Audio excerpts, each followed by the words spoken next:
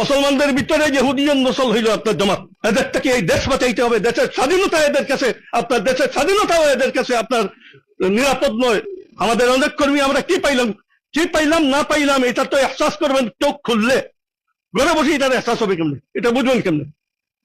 আমাদের দেশকে এই আপনার করোনা থেকে বাঁচাইছি, এখন সব সময় সব জায়গায় জামাতকে খোলাখুলি বলতে হবে। 18 বছরের জুলুম থেকে শিক্ষা নেওয়া হলো না, আবার ঘুরে ফিরে তাগুতে আনুগত্য শুরু হলো, দাসত্ব শুরু হলো, হাত উঁচু করে দেওয়া শুরু হলো, সাপোর্ট করা শুরু হলো। এবার তাদের সব পাপের ভাগিদার নেবেন, সাপোর্ট তো দিয়েছেন। যদি কেউ পাপ করে, এখন অন্যায় করে, জুলুম করে, এই জুলুমের ভাগিদার তো আপনাকেও নিতে হবে।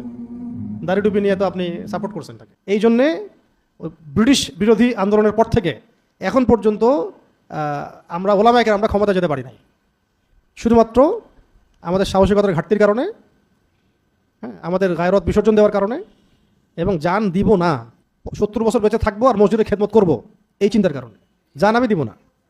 70 বছর আমি বেঁচে থাকবো এবং মসজিদ মাদ্রাসার খেদমত করব।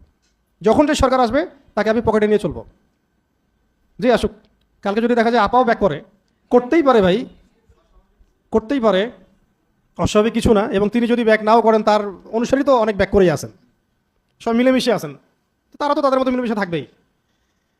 তো এখন যারা যারা সেফ জোনে আছে, দেখবেন উনি যদি ব্যাকও করেন তারা সেফ জোনেই থাকবে। তখনও দেখবেন তার আশেপাশে তারা গিয়ে বলবে যে না, আসলে আমরা তো চাপে পড়ে এসব বলছি, এখন আমাদেরকে মাপটাপ করে দেওয়া যায় না। সমঝোতা জননীর জায়গায় অন্য কোনো শব্দ দিতে পারে, তখন বয়স তো আরও বাড়বে, তাহলে মায়ের জায়গা থেকে দাদি হতে পারে, কমই দাদি, এরকম কিছু হতে পারে আর কি।